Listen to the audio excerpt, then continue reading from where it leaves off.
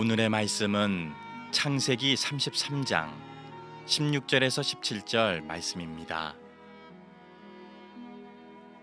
이날에 에서는 세일로 돌아가고 야곱은 숫곳에 이르러 자기를 위하여 집을 짓고 그의 가축을 위하여 우릿간을 지었으므로 그 땅 이름을 숫곳이라 부르더라. 아멘. 옛날 영국에서 한날 한시에 똑같은 아이가 태어났습니다. 하나는 왕궁에서 태어난 고귀한 왕자였고, 또 한 아이는 거지의 아들로 태어납니다. 신분이 극명하게 다른 두 아이는 서로 만날 일이 없을 줄 알았는데, 비가 오는 어느 날 두 아이가 만나서 친구가 됩니다. 그리고 장난삼아 이 아이들이 재미로 옷을 바꿔 입어봅니다. 옷을 바꿔 입은 상태로 왕궁을 거닐던 왕자는 그가 왕자인지 몰랐던 경비병에 의해서 왕궁 밖으로 쫓겨납니다. 그리고 거지는 왕자가 되어서 모두의 대접을 받으며 왕궁에 살게 되죠. 한순간에 왕자가 된 이 아이는 처음엔 모든 게 신기하고 다 좋았습니다. 그러나 얼마 가지 않아서 왕자가 된다는 것이 얼마나 힘든 것인가를 알게 됩니다. 왜냐하면 자기 마음대로 할 수 있는 게 하나도 없는 거예요. 스케줄도 내가 놀고 싶다고 노는 게 아니에요. 먹는 것도 내 마음대로 먹을 수 없어요. 모든 것이 정해진 대로 하는 거예요. 너무 적응이 안 되니까 사람들이 이상하게 생각하죠.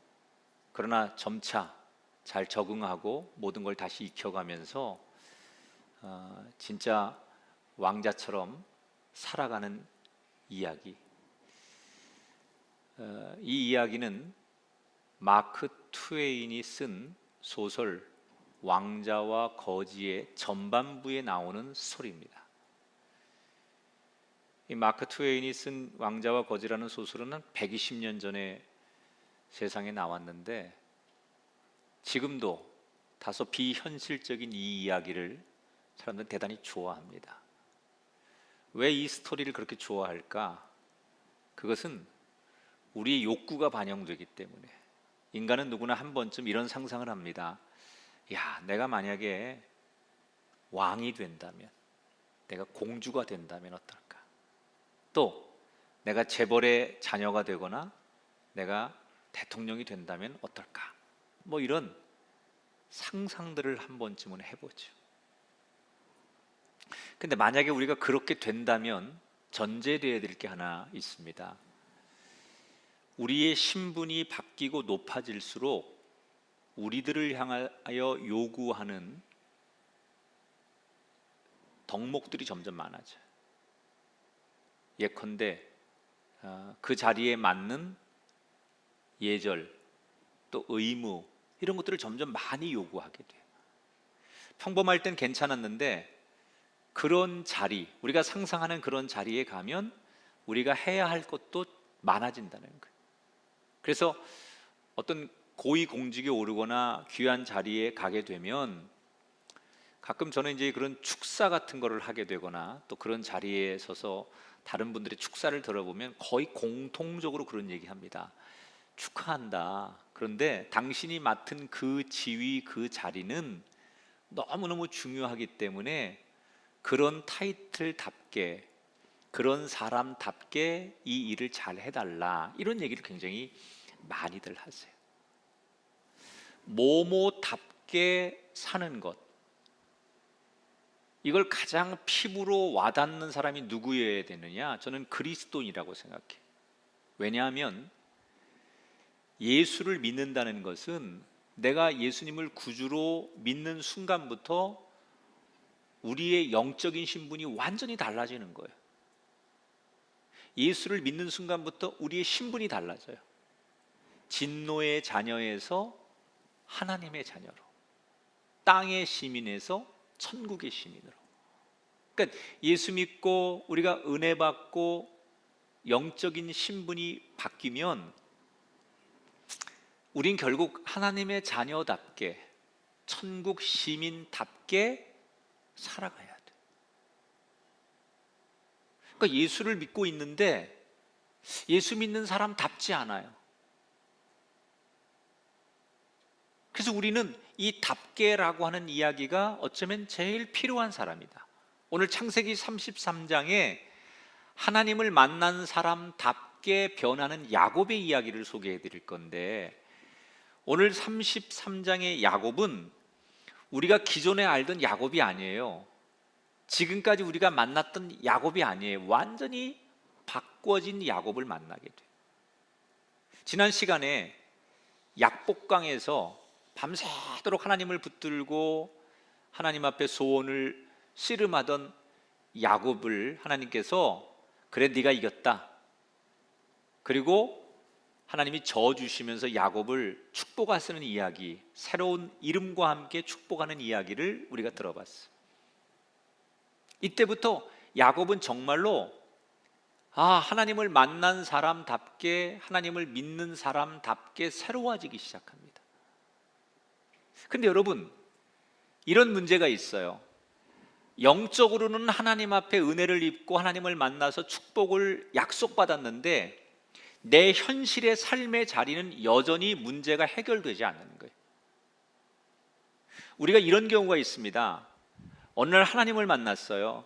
은혜를 경험했어요. 너무 감격스러운 거예요. 영적인 희열이 있잖아요. 그래서 교회 생활 열심히 하고 모든 예배 안 빠지고 뭐 전도, 봉사, 선교 열심히 하죠.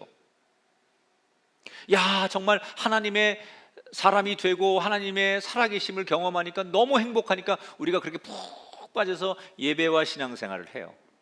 그러다가 어느 날 문득 내 삶의 자리를 돌아보니 하나님을 만나 너무 기쁘고 행복한 영적인 믿음 생활을 하고 있지만 내 삶의 현실적인 문제는 하나도 바뀐 게 없어요.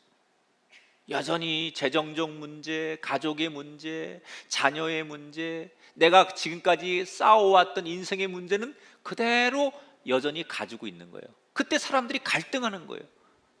내가 하나님을 경험하고 영적으로 충만해도 내 삶의 자리는 아무것도 안 변하는구나, 여전히 이 문제를 가지고 살아가야 되는 거구나, 그러면서 하나님 은혜를 경험해도 아무것도 아니구나. 이때 사람들이 갈등하죠. 그래서 어떤 사람은 더 다시 그 뜨거웠던 신앙과 믿음에서 주저앉는 사람이 있고, 또 어떤 사람은 그것을 이겨서 더 성숙함으로 나가는 사람이 있어요. 여러분, 이건 뭘 말하는 걸까요? 마치 농부가 씨를 심으면 금방 열매가 일어나지 않아요. 내 영혼이 잘된 같이 범사가 강건하고 잘 되기를 바란다라는 성경의 말씀이 있는데, 이것은 영혼이 잘 됐을 때, 우리가 영적으로 은혜를 입었을 때 하나님이 우리에게 때를 따라서 필요에 따라서 열매를 얻기까지 기다리게 하신다는 거예요. 아니, 그리 아니하실지라도, 우리가 원하는 이 땅의 문제가 해결되지 않을지라도 하나님의 사랑은 이 땅의 어떤 문제보다 더 크고 위대하기 때문에 그 사랑으로 기뻐할 수 있는 사람이 되라는 거예요. 지금 야곱이 하나님을 만났지만 지난 간밤에 자기가 먼저 가족들을 약복강을 건너게 해서 안전한 곳으로 피신을 했는데 잘 있을까 궁금해서 자기도 새벽 동트자마자 약복강을 건넙니다. 가보니까 가족들은 무사한 거예요. 그래서 안도의 한숨을 내쉬고 있는 바로 그 순간 저 멀리서 막 흙먼지가 일어나면서 우당탕탕 하는 소리가 들리기 시작해요. 뭔 일일까? 그리고 이렇게 눈을 들어보는데 한 무리가 막 자기들 있는 쪽으로 달려오는데 맨 앞에 익숙한 얼굴이 보이는 거예요. 자기 형 에서가 군인 400명을 이끌고 야곱이 있는 쪽으로 달려오는 거예요. 직감적으로 큰일 났다. 밤새도록 하나님의 약속을 자기가 받았지만, 하나님을 만나고 하나님께 은총을 입었지만 야곱은 현실적인 문제 앞에 두려운 거예요. 그래서 어떻게 해요? 얼른 가족들을 정렬하기 시작하죠. 맨 앞줄에다가 여종과 그의 자식들을 세워요. 그리고 그 다음 줄에다가 레아의 몸에서 태어난 자식들을 세우고 맨 마지막 줄에 라헬과 요셉을 세워요. 이렇게 가족들을 이렇게 정렬을 한 이유가 뭘까요? 야곱이 내가 사랑하고 아끼는 순서대로 줄을 세우는 거예요. 아무리 시간이 지나도 야곱이 제일 사랑한 사람은 여전히 라헬이에요. 근데 이 별것 아닐 것 같은 이런 행동이 훗날 요셉이 이복 형제들에게 미움을 받아서 애굽의 종으로 팔려가서 말할 수 없는 고생을 하게 하는 단초가 됩니다. 자, 가족들을 그렇게 정비한 채로 야곱이 한 가지 달라진 게 있어요. 과거 같으면 이렇게 어려운 상황이 생기면 가족들을 앞세우고 종들을 앞세우고 자기는 맨 뒤에 숨는 스타일이 야곱이었는데 오늘은 달라요. 그렇게 가족들을 정비하고서는 자기가 맨 앞으로 가요. 그리고 형이 오는 쪽으로 맞서서 걸어갑니다. 얼마 뒤에 형과 딱 대면하게 되었어요. 형을 만나는 순간 야곱은 마치 왕을 만나면 신하들이 하듯이 이마와 코가 땅에 닿는 큰 절을 7번을 올립니다. 형님, 형님의 아우가 형님께 문안을 올려드립니다. 그리고 절을 해. 다시 일어나서 또 절을 하면서 형님, 못난 아우가 형님께 인사합니다. 또 일어나서 형님은 저에게 왕 같으신 분이고 저는 형님의 종 같은 존재입니다. 그리고 또 인사하는 거예요. 이렇게 7번을 인사하는 거예요. 그렇게 7번을 절을 하는 동안 야곱은 심장이 터질 것만 같은 거예요. 별 생각이 다 드는 거예요. 20년 전에 자기가 속았다는 이유 때문에 분노해서 자기를 죽이려고 했던 그 남성적인 기질, 분노를 참지 못하고 혈기왕성했던 형의 모습, 그리고 지금 군인들 400명을 데리고 자기를 찾아오는 모습을 보면서 형이 과연 나를 받아주거나 용서하지 않으면 어떡하지? 내가 이렇게 인사를 하지만 인사가 끝났는데 여전히 그 20년 전에 원한을 가지고 나를 용서하지 않으면 어떻게 하지? 그런 별 생각들이 떠오르니까 이마에 등줄기에 땀이 범벅이가 되는 거예요. 그런데 그렇게 불안한 가운데 혹시나 마음으로 7번 절을 다 끝내는데 마지막 절을 끝냈을 때 기적이 일어납니다. 자, 오늘 4절을 함께 보겠습니다. 에서가 달려와서 그를 맞이하여 안고 목을 어긋맞추어 그와 입맞추고 서로 우니라. 형 에서가 말에서 뛰어내리더니 한 걸음 달려와서 야곱을 부둥켜 안고는 울먹이면서 내 동생 아우 야곱아, 잘 왔다. 너 얼마나 고생 많았냐. 그리고 형이 우는 거예요. 우리가 알던 에서는 지난 20년 동안 야곱 얘기만 나오면 몸부림을 치고 용서가 되지 않아서 분노의 복수의 칼을 갈던 형이에요. 그 야곱이 온다는 얘기를 듣고 당장 군인들 400명을 데리고 지금 야곱을 잡으러 오는 형이었어요. 그런데 이랬던 에서가 한순간에 지금 달라진 거예요. 도대체 무슨 일이 있었던 걸까? 에서는 야곱을 용서할 마음이 전혀 없었어요. 심지어 지금 400명을 이끌고 이곳에 올 때만 해도 20년 전 자기 인생을 이렇게 망가뜨린 동생을 죽여버리겠다라고 하는 복수의 마음을 가지고 여기 온 거예요. 그래서 그 야곱을 잡으러 오는데 한참 오다 보니까 저쪽에서 어떤 사람이 자기를 향해 걸어오는 거예요. 근데 걸어오는데 모습이 다리를 쩔뚝쩔뚝거리면서 다리 하나가 잘 안 써지는 쩔뚝이 하나가 걸어오는 거예요. 그런데 그 모습이 어디서 싸웠는지 얻어맞았는지 피투성이 멍투성이가 돼가지고 먼지를 뒤집어 써가지고 한눈에 봐도 꾀죄죄해가지고 노숙자 같은 거예요. 누굴까? 그리고 자세히 봤더니 자기 동생 야곱인 거예요.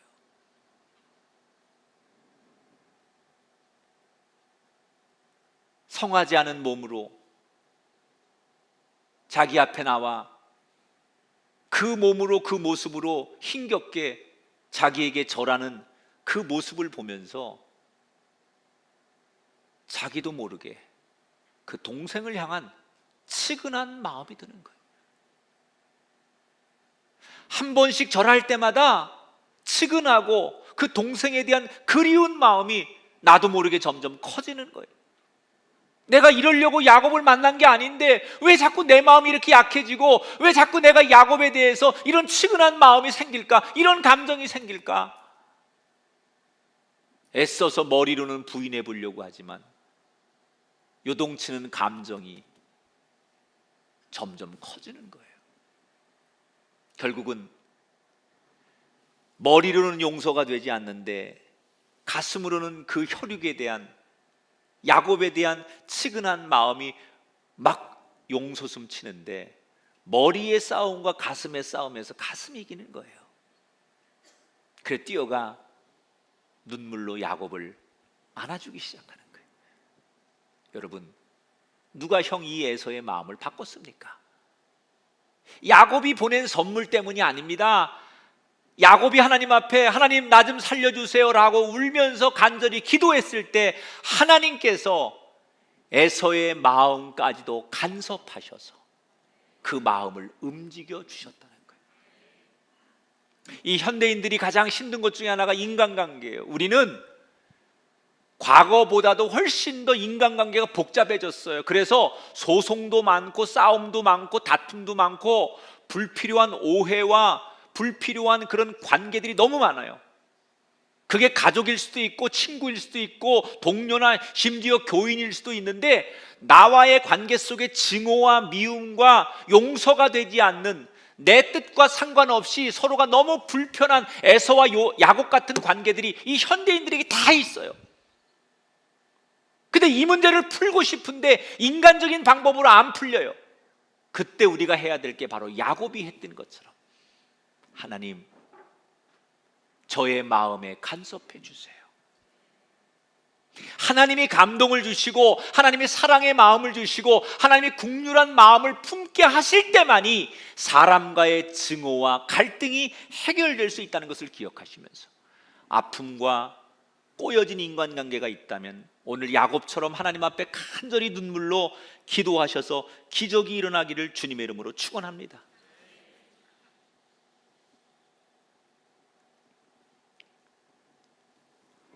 야곱은 형이 자신을 안아주는 순간 드디어 하나님께서 도우신다는 걸 알게 됐어요. 그리고 안심하고 그때부터 긴장을 내려놓고 그 형 에서의 가슴에 안겨서 울기 시작하는 거예요. 지난 20년 동안 가슴 졸이며 그 객지에서 살면서 고향과 형을 그리워하고 미안하고 그립고 이런 모든 감정들이 막 올라오니까 엉엉 울면서 형님 죄송해요. 내가 잘못했어요. 내가 죽을 죄를 졌어요. 용서해 주세요. 그러니까 이 형이 아니다. 나 다 잊었다. 지나간 건 어쩔 수 없으니까 괜찮다. 잘 왔다. 얼마나 고생했냐. 그리고 언제 그랬냐는 듯이 눈 녹듯이 서로의 감정이 다 녹은 채 부둥켜 안고 우는 거예요.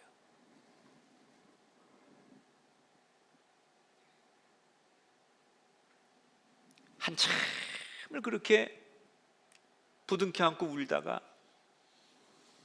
야곱이 눈물을 닦고 형 인사시킬 사람들이 있어요. 그러면서 자기 부인들과 자기 자녀들을 에서에게 인사시키는 거예요. 첫째 부인, 둘째 부인, 셋째 부인, 넷째 부인, 조카, 이게 조카들이에요. 쭉 인사시켜.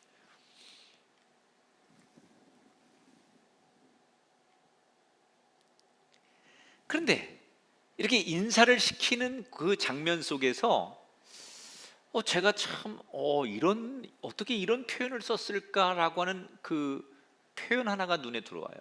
자, 5절을 볼게요. 야곱이 인사를 소개시키면서 이렇게 말을 합니다. 야곱이 이르되 하나님이 주의 종에게 은혜로 주신 자식들이니이다, 이렇게 얘기를 해요. 여러분, 이 하나님이 내게 은혜로 주신 자식들입니다, 이 표현을 여러분 어떻게 생각하십니까? 성경에 이런 표현을 잘 안 씁니다. 어떤 물체나 사물에 대해서는 우리가 하나님이 축복해 주셨습니다 이렇게 표현을 하지, 그 어떤 대상이 있는 걸 가지고 은혜를 입었다 이렇게 얘기하지 않거든요.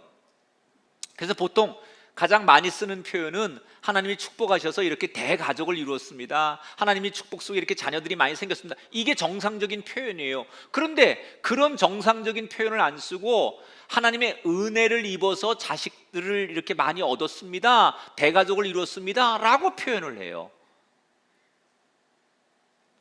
왜 그랬을까요? 이건 야곱이 일부러 그런 거예요. 왜? 형을 배려하는 거예요. 형은 20년 전 장자의 축복권을 빼앗긴 상처가 있는 사람이에요. 그래서 축복권, 축복이라는 단어만 들어도 그 상처가, 그 아픔이 다시 기억나는 사람이에요. 그래서 형에게 내가 하나님의 축복을 받아서 라고 하는 것은 형의 20년 전의 상처를 다시 후벼 파는 거기 때문에 동생은 그 형에게 고통을 주고 싶지 않았던 거예요. 그래서 축복이라고 하는 표현을 빼고 은혜라는 단어를 일부러 형을 배려해서 쓰는 거예요. 야곱이 바뀌었어요. 늘 자기 말하고 싶은 대로 하고 있는 그대로 말하던 사람이에요. 자기 유리한 대로 말하던 사람이에요. 그런데 남을 배려하고 형의 아픔을 생각하면서 그 아픔을 미리미리 예견하면서 언어 선택을 다르게 하고 표현을 다르게 하는 그런 야곱으로 바뀌었어요. 여러분, 이런 야곱의 모습이 어떻습니까? 저는 너무나 낯설어요. 우리가 지금까지 만난 야곱은 이런 사람이 아니에요. 비록 쌍둥이로 둘째로 태어났어요. 그런데 그 형을 이기고 싶어서, 먼저 태어나고 싶어서 막 싸우다가 발뒤꿈치를 붙들고 태어났대잖아요. 그러니까 이거 한 1분 차이 났을까요? 몇십 초 차이 났을까요? 그러니까 형을 이겨보려고 그렇게 태어날 때부터 기질을 가지고 태어난 게 야곱이에요. 그리고 수단과 방법을 다 써서라도 이겨야 되는 사람이 야곱이에요. 자기 목표를 이룰 수 있다면, 성공할 수 있다면, 내가 남을 이길 수만 있다면 상대의 행복과 불행은 별로 중요하지 않은 사람이 야곱이었습니다. 그런데 야곱이 달라졌습니다. 왜 야곱이 이렇게 달라진 겁니까? 이유는 하나님을 만났기 때문이에요. 그가 공부해서 달라진 게 아니에요. 하나님을 만났기 때문에 그랬던 야곱이 달라진 거예요. 나 같은 사람, 나같이 사기꾼이고 평생 죽어 마땅하고 용서받지 못할 나 같은 사람을 하나님 버리지 않고 끝까지 사랑해 주시고 늘 내 편이 되어 주신 하나님, 그 하나님을 만나니까 옛날처럼 내가 갖고 싶은 것, 이기고 싶은 것, 경쟁에서 싸워서 내가 남의 불행과 상관없이 나만 행복하면 되지라고 생각했던 그 모든 것을 내려놓고 상대를 존중하고 배려하는 모습으로 바뀌게 되더라는 거예요. 여러분, 예수 믿는 사람답게 산다는 건 어떤 걸까요? 바로 이거예요. 세상에 나가서 또 하나님을 믿는 증거가 뭐냐? 네가 믿는 하나님에 대해서 나한테 보여줘봐 라고 했을 때 우린 뭘 보여줘야 되느냐? 하나님을 믿는 사람답게 세상에서 이기려고 하는 사람이 아니라 상대를 존중해주고 상대를 배려해주고 상대를 섬겨줄 때 그들이 말하는 네가 믿는 하나님이 어디 있느냐를 보여달라고 했을 때 우린 나의 섬김과 상대를 존중하는 모습을 통해서 예수 믿는 사람답게, 하나님의 자녀답게라는 것을 드러내는 거예요. 우리가 은혜를 받고 하나님의 사람으로 사는데 제일 중요한 게 뭐냐? 누구와의 싸움에서 이기는 게 문제가 아니라 예수님처럼 져주는 거예요. 이걸 예수님이 끝까지 실천하시잖아요. 십자가에 못 박히실 때 너무나 아픈 중에도 자기를 못 박는 로마 군병들을 향해서 예수님, 하나님께 기도해요. 아버지, 저들을 사하여 주옵소서. 자기들이 하는 일이 뭔지 모릅니다. 그들을 욕하거나 비웃지 않아요. 끝까지 배려하고 기도해줘요. 우리가 정말 하나님을 믿는 사람이라면 달라져야 돼요. 어떻게? 여유가 있어야 돼요. 상대를 존중해 줘야 돼요. 배려해 줘야 돼요. 그때 저 사람 예수 믿는 사람 답네. 저 사람 하나님 백성 답네. 이것이 드러나게 될 줄 믿습니다. 인사가 다 끝나고 에서와 야곱이 이제 이런저런 대화를 하다가 농담을 합니다. 이제 좀 편해지니까 형이 이렇게 말하죠. 야, 아우야, 근데 너 나 만나기 전에 뭔 가축들을 그렇게 나한테 많이 보냈냐? 그 가축들 뭐냐? 몰라서 묻는 게 아니에요. 형이 농담하는 거예요.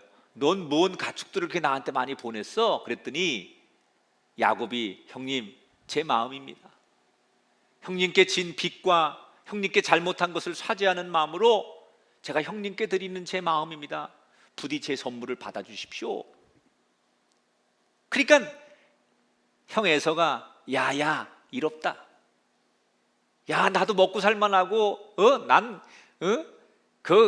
너보다 더 성공했어. 돈으로 따지면 내가 더 부자지. 야, 내가 고생하고 애썼는데 객지에서 벌어온 거 내가 그렇게 받을 수 있냐? 됐다, 네 마음이면 됐다, 거둬라.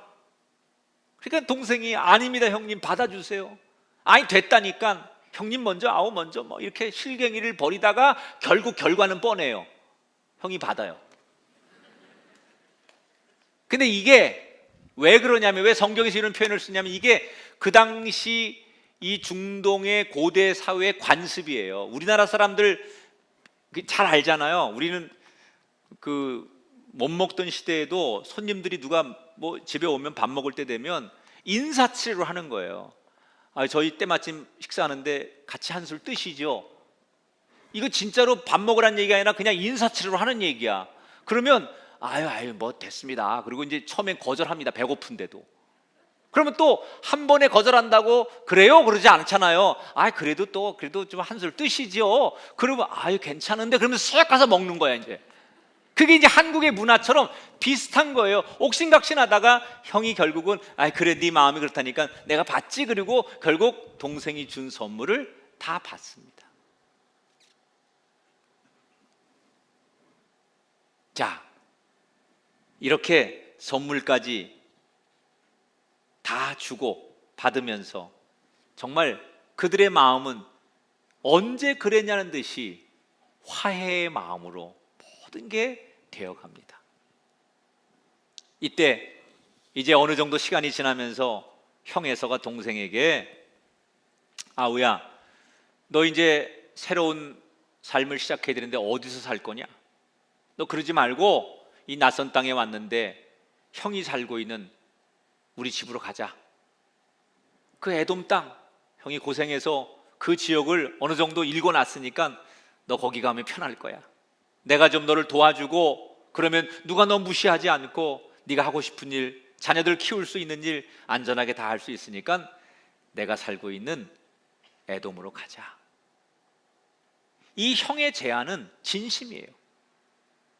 비록 쌍둥이지만 마치 아버지가 자식을 챙기듯 그런 책임감이 있어서 그 객지에서 고생하고 온 동생을 정말 잘 해주고 싶었던 거예요. 그래서 낯설고 어디에서 정착해야 될지 몰라 하는 동생에게 호의를 베푸는 거예요. 근데 이때 야곱이 이 제안을 거절합니다. 표면적으로는 형님 제가 아직 아이들도 어리고 여기 가축들이 다 지쳐가지고 형님 따라갈 수가 없습니다. 제가 천천히 생각해보고 제가 나중에 혹시 필요하면 도움을 요청할 테니까 형님 그냥 제가 하고 싶은 대로 해주세요. 호의만 받겠습니다. 그리고 거절을 합니다. 그랬더니 형이 아 그래? 야 그러면 너 위험하니까 내가 여기 내 군인들 경호원을 좀 붙여줄 테니까 이 사람들 도움을 받아가지고 정착할 때까지는 이 사람들 도움을 좀 받아라. 그렇지만 그것도 역시 정중하게 거절을 합니다. 왜 야곱은 세상적으로 편안하게 살 수 있고 성공할 수 있고 그리고 절호의 좋은 찬스를 그렇게 거절할까? 또 형이 진심으로 제안하는 걸 그렇게 거절했을까? 왜 거절했을 것 같아요? 어떤 성경학자는 이렇게 썼더라고요. 야곱이 생각할 때 형 에서가 지금은 자기를 용서했지만 워낙 성격이 불같고 지금은 용서했다가 하룻밤 자고 나가지고 조금 또 둘이 사이에 무슨 수틀 일이 있어가지고 이 자식 암만 해도 안 되겠어.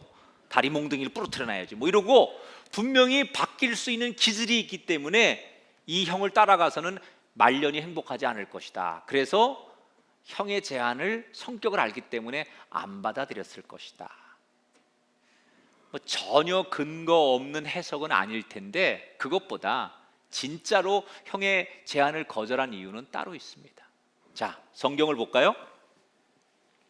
31장 3절입니다. 같이 한번 읽어보겠습니다. 여호와께서 야곱에게 이르시되 내 조상의 땅에게로 돌아가라. 자, 야곱이 형의 제안을 거절한 이유는 하나님께서 야곱에게 네가 가야 될 목적지를 정해 주셨어요. 그게 어디예요? 약속의 땅 가나안이에요. 이미 하나님께서 야곱에게 네가 가야 될 곳은 여기다라고 약속으로 분명하게 말씀하시고 정해 주셨다는 거예요. 에돔 땅은 넓은 길이에요. 성공이 보장되고 편안하고 살기 좋고 사업하기 좋고 자식들 키우기 좋고 뭐 거칠 것이 없는 거예요. 형을 언덕 삼아서 형을 비비고 살면 굉장히 세상 사는데 편안하고 좋습니다. 그런데 야곱은 넓은 길, 편한 길, 세상 길 놔두고 좁은 길, 어려운 길, 힘든 길. 그 뒤에 성경은 이렇게 증언하죠. 에서는 세일로 돌아가고 야곱이 밧딘 아람에서부터 평안히 가나안 땅 세겜 성읍에 이르러 그 성읍 앞에 장막을 쳤다. 형이 말하는 게 얼마나 나한테 기회고 이 낯선 땅에서 행복하고 편안하고 돈 벌고 자식 키우기 좋은 기회라는 걸 알아요. 그런데 이걸 거절합니다. 그리고 어려운 길로 가요. 그런데 이 두 사람의 이 선택이 두 사람의 운명을 완전히 갈라놔요.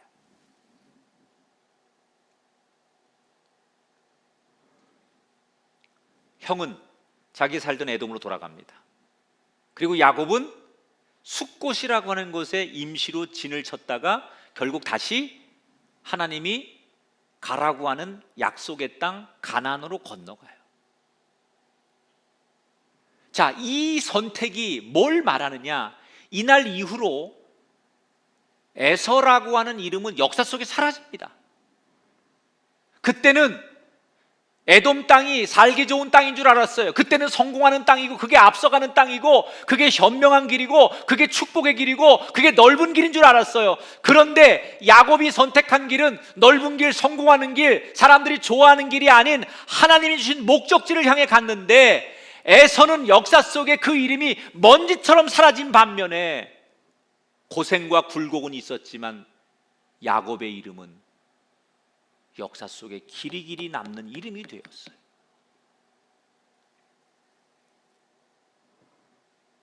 제가 오늘 여러분에게 드리고 싶은 두 번째 메시지가 이거예요. 믿는 사람답게 살려면 뭐가 필요하냐? 어떤 상황에서도 우리가 가야 될 목적지를 기억해야 돼요. 세상 사람들은 눈에 보이는 이 땅이 전부인 줄 압니다. 하지만 우리가 알아야 될 것은 하나님께서 우리에게 약속하신 천국이 있고 우리가 갈 곳은 결국 천국입니다.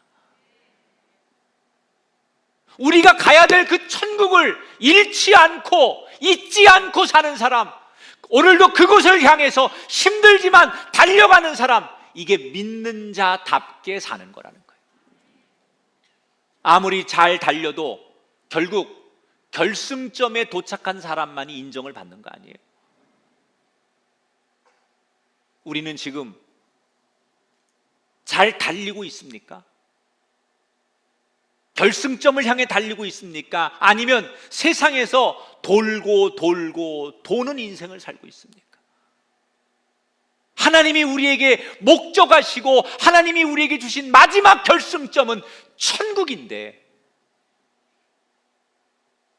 세상 사람들이 그 천국길이 아니고 세상 길로 돌고 돈다고 해서 우리 역시 목적지가 아닌 곳을 돌고 도는 인생은 아닌가? 사랑하는 여러분, 지금도 왕실이 있는 나라에서는 왕자답게 공주답게 살아야 된다라고 이야기를 해요. 우리 모두는 하나님께서 부르신 천국의 왕자요 천국의 공주들입니다. 그러면 하나님의 나라의 왕자와 공주답게 살아야지요. 어떻게? 그 사과 한마디 안 받았다고 그걸 죽여 살려 할 필요 없어요.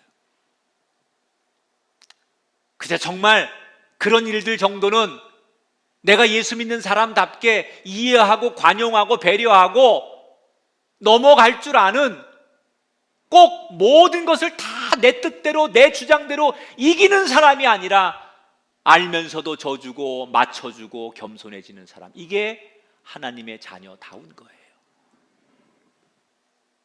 이 땅에서 편한 게 결국 행복한 게 아니에요. 마지막에 하나님이 정해주신 목적지에 도착했는지가 잘 살고 못 살고의 기준이 되는 거예요. 우리가 사모하고 우리가 가야 할 곳은 천국입니다. 아멘.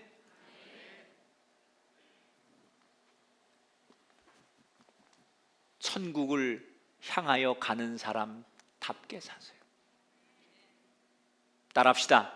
믿는 자답게, 하나님 백성답게, 천국 시민답게. 아멘. 그래서 우리 모두 달라진 야곱의 인생길처럼 저와 여러분의 삶에 야곱의 인생길이 펼쳐지는 아름답고 행복한 삶이 지금 이후로 우리에게 펼쳐지게 되기를 주의 이름으로 축원합니다.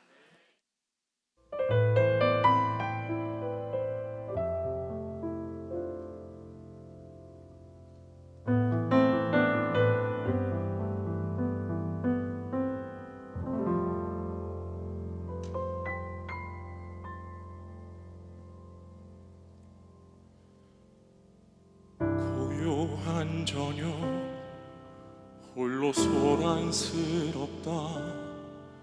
내 안에 전쟁 되풀이 되는 고통, 오래된 습관이 옷자락을 붙든다. 내 안에 전쟁 되풀이 되는 싸움,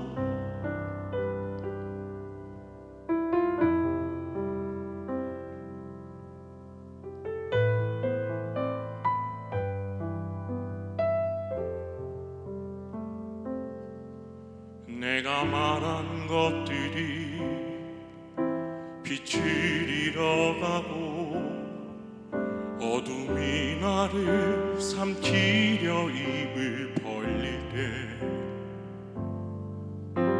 그분의 음성이 맘을 두드린다. 내 안에 전쟁 되풀이 도망치듯 주님께 숨고 숨죽이며 책장을 넘긴다.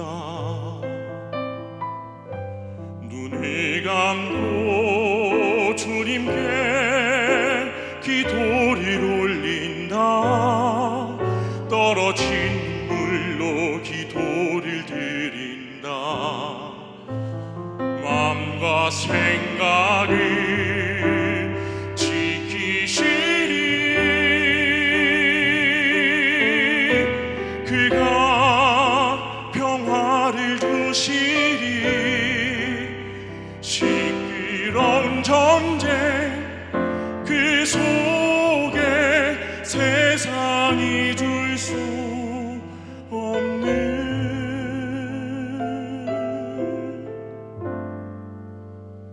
평화 주시리.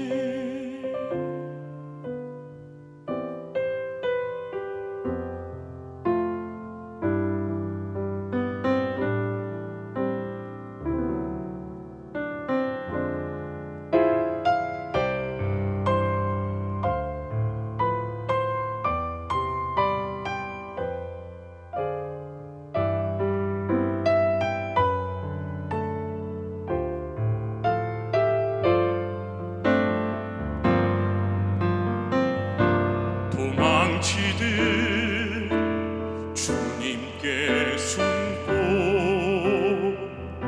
숨죽이며 책장을 넘긴다. 눈을 감고 주님께 기도를 올린다. 떨어진 물로 기도를 드린다. 마음과 생각을 지키시리. 그가 평화를 주시리. 시끄러운 전쟁 그 속에 세상이 줄 수 없는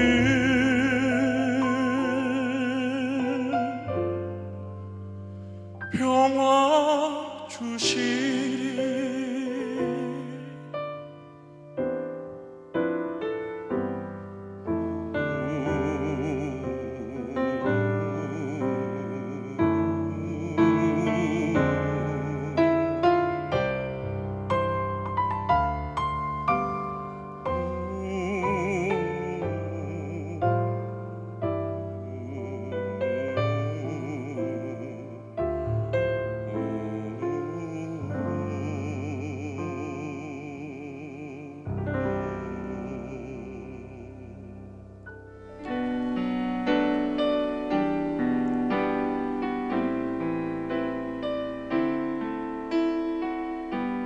이곳에 생명샘 솟아나.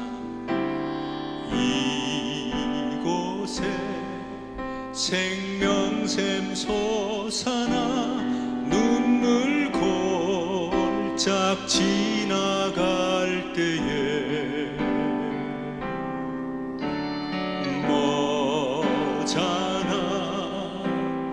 열매 맺히고 웃음소리 넘쳐나리라. 이곳에 생명샘 솟아나. 이곳에 생명샘 솟아나. 눈물 골짝 지나갈 때에 멋잖아.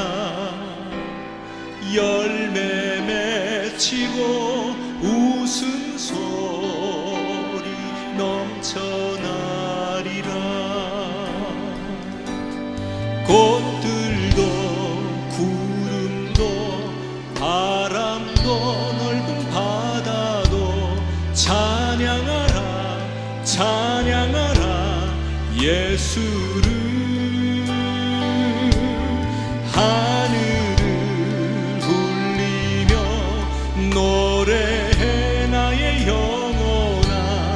은혜의 주, 은혜의 주, 은혜의 주. 꽃들도 구름도, 꽃들도 구름도 바람도 넓은 바다도 찬양하라 찬양하라 예수를.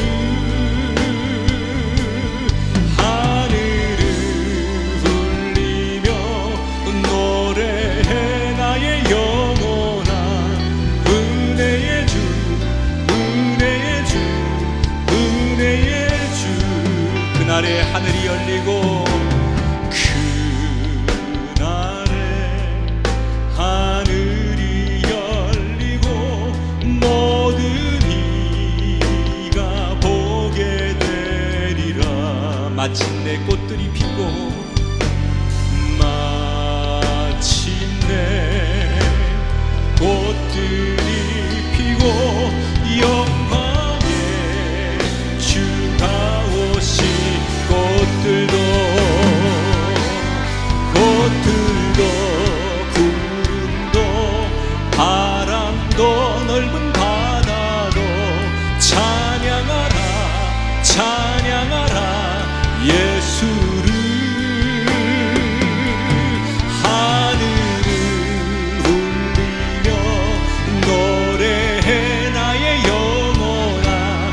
은혜의 주, 은혜의 주, 은혜. 꽃들도 큰 목소리로, 꽃들도 구름도 바람도 넓은 바다도 찬양하라 찬양하라 예수를. 하늘을 울리며 노래해 나의 영혼아.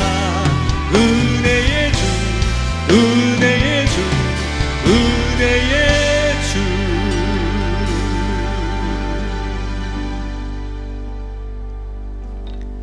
우리 두 손 가슴에 얹고 기도합니다. 하나님,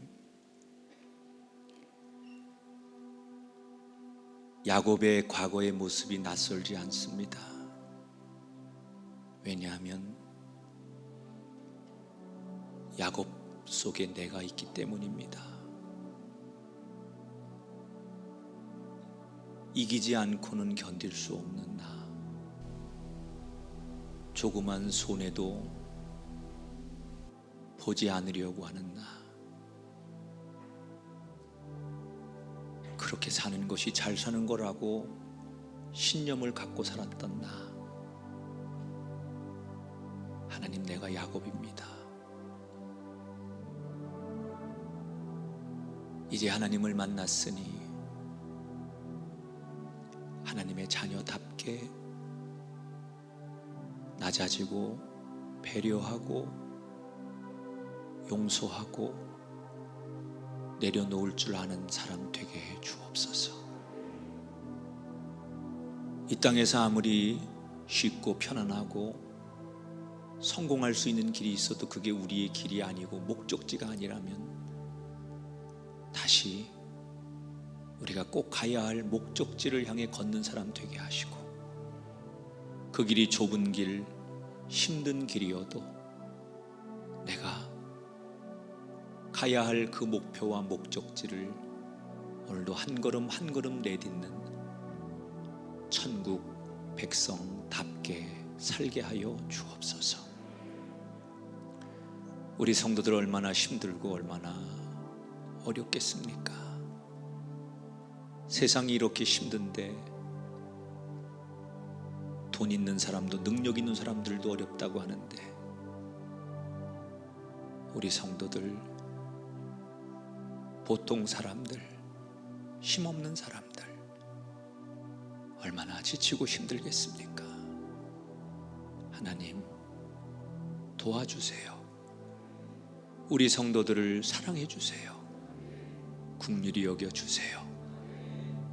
우리 편 되어 주셔서 하나님의 은혜로 위로받게 하시고 이 어려움들을 잘 이겨내가는 우리 귀한 성도들 되게 하셔서 곳곳에 하나님의 살아계심을 노래할 수 있는 귀한 분들 되게 해 주옵소서. 오늘도 다양한 자리에서 예배하는 많은 성도들 축복합니다. 교회를 갈 수 없고 내 조국 땅에 들어올 수 없고 각자의 처지와 형편이 너무 다양하여 이렇게라도 예배하기 위해 몸부림치는 많은 사람들 한데 묶어주셔서 그 예배 받아주시고 그곳에 하나님의 살아계심이 임하게 하여 주옵소서. 우리가 드리는 찬양, 진정한 마음, 11조와 감사헌금 모두를 받아주셔서 하나님의 나라를 위하여 아름답게 쓰여지는 도구가 되게 하여 주시고 하나님 감동하시는 대로 만복을 우리 성도들과 가정과 일터와 생업에 허락하셔서 저들의 영혼이 잘된 같이 범사가 강건하고 잘되는 축복이 말씀 그대로 이루어지게 하여 주시옵소서. 이제는 우리 주 예수 그리스도의 은혜와 하나님 아버지의 극진하신 사랑하심과 성령님의 감화 감동 역사하심이 지금도 하나님을 예배하고 하나님 한 분을 묵상하는 모든 사람들 머리머리 위에 영원토록 함께 하기를 축원하옵나이다. 아멘.